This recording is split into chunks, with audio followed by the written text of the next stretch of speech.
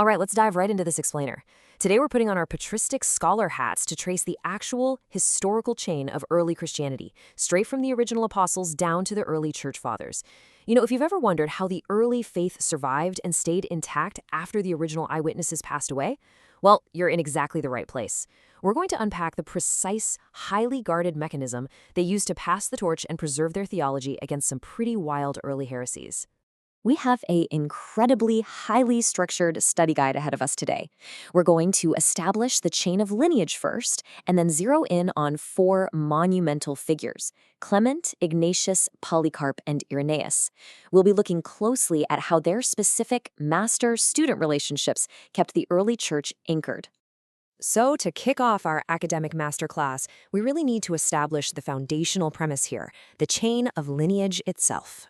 When we map out this unbroken historical timeline, it's honestly fascinating. We can trace precisely how each of these leaders was explicitly linked back to the apostles of Jesus Christ. Clement, leading in Rome, connects directly to Peter and Paul. Over in Antioch, you have Ignatius linking back to Peter and John. Then there's Polycarp in Smyrna, who was a literal direct disciple of John. And finally, Irenaeus in Lyon was a direct student of Polycarp. So that gives Irenaeus a verified, undisputed two-step link straight back to the Apostolic age. Now, you might be thinking this is just about passing down an administrative title, but actually, this concept of apostolic succession was absolutely crucial. It was the primary mechanism for preserving authentic truth. Remember, this is an era before the New Testament was officially compiled and bound together. So having a visible, continuous, verifiable lineage of teachers was the ultimate guarantee that the faith hadn't been tampered with. Let's move to our first major figure, Clement of Rome, and see how his writings addressed one of the earliest known crises in the church. So Clement's major surviving work, written sometime between 70 and 95 AD, was essentially an emergency intervention. He wrote the epistle of 1 Clement to the church in Corinth because they were dealing with a massive internal rebellion. Basically, younger members of the congregation had completely upended things and deposed their established presbyters or elders. Clement steps in and firmly argues that a congregation simply does not have the authority to arbitrarily remove their appointed leaders. He really laid down the law on strict church order, humility, and mutual love, which gave us the earliest written argument for apostolic succession outside of the New Testament itself. And this quote brilliantly illustrates his core theological argument. He writes that the apostles actually had perfect foreknowledge that strife would arise over church leadership. Because the apostles themselves instituted these bishops with that divine foresight, those leaders cannot just be justly deposed by a disgruntled congregation. For Clement, this leadership structure was a deliberate, divinely inspired bulwark against absolute chaos. Next up is Ignatius of Antioch, a direct disciple of Peter and John, whose story is incredibly dramatic and deeply shaped early church hierarchy. Writing between 107 and 112 AD, Ignatius was actually arrested and marched to Rome under heavy guard to be thrown to the wild beasts. And while on this literal death march, he wrote 7 epistles to various churches. He used his impending martyrdom to desperately plead for church unity.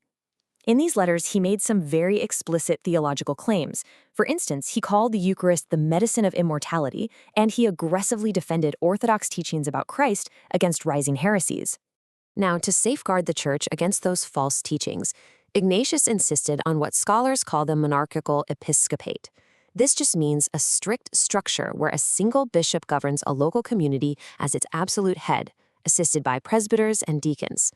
Ignatius argued that absolutely no valid Eucharist, baptism, or even a community love feast could occur without the explicit direct authorization of this single bishop.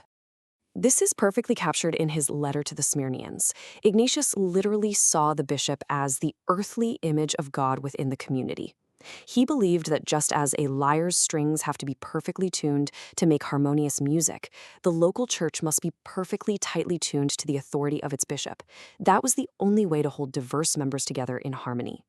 And he had to be this strict, primarily because of heresies like Docetism. Docetism was this early belief that Jesus Christ didn't actually have a physical human body, but only appeared or seemed to have one. Ignatius was fiercely against this. He argued that if Christ didn't have a real physical body, that his suffering, his death, and the very celebration of the Eucharist were entirely meaningless. Okay, let's transition over to Polycarp of Smyrna, who actually received pastoral advice directly from Ignatius and served as a crucial historical anchor. Polycarp was a direct disciple of the Apostle John, which is just wild to think about. He wrote his own epistle to the Philippians and served as this incredibly rigid, uncompromising preserver of the tradition John handed down. Because he lived a remarkably long life, surviving all the way until about 155 AD, Polycarp essentially acted as a living bridge. He physically connected the era of the original eyewitnesses of Jesus to the vastly expanding church of the late 2nd century. The historical account of his martyrdom is the stuff of legend, and it had a massive impact on the early theology of martyrdom. So the Romans, ironically, called the Christians atheists because they refused to worship the Roman pantheon of gods. When they demanded Polycarp say, "Down with the atheists," Polycarp flips the script, points right back at the pagan Romans, and declares them the atheists. And right before he was burned at the stake, he didn't panic. Instead, he prayed for his entire flock by name, framing his sacrifice not as a tragic defeat, but as a triumphant, living, Eucharistic offering to God. Finally, we arrive at Irenaeus of Lyon, our systematic defender. And remember that chain of lineage we talked about? Because Irenaeus was a direct student of Polycarp, he had an undisputed, verified link straight back to the Apostle John. Writing near the end of the 2nd century, around 80 AD, Irenaeus stands out as one of our absolute greatest early theologians. He authored this monumental, multi-volume work called Against Heresies. In it, he firmly cemented the canonical status of the fourfold gospel: Matthew, Mark, Luke, and John. He also developed this beautiful theology of recapitulation, basically explaining how Christ acted as the new Adam, perfectly obeying God to entirely reverse the disobedience of the first Adam. But his primary target, the whole reason for the book, was systematically dismantling the Gnostic heresy. What's really fascinating here is how Irenaeus weaponized his own master-student lineage to destroy the Gnostics. The Gnostics were claiming they possessed secret knowledge handed down from Jesus to a select initiated elite. Irenaeus directly contrasted this with the Apostolic tradition, pointing out that true apostolic teachings were taught publicly and were handed down through a completely visible, historically verifiable succession of bishops. His logic here is just absolutely devastating. As he writes in Against Heresies, if the apostles truly had secret hidden mysteries, well, obviously they would have entrusted those secrets to the very men they appointed to lead the churches, the bishops. By pointing to the completely transparent line of succession in places like Rome and Smyrna, Irenaeus proved, beyond a shadow of a doubt, that the Orthodox faith was the only valid continuation of the apostles' teachings. There was simply no room for invented, secret traditions. So as we wrap up this explainer, I really want to leave you with a provocative thought to chew on.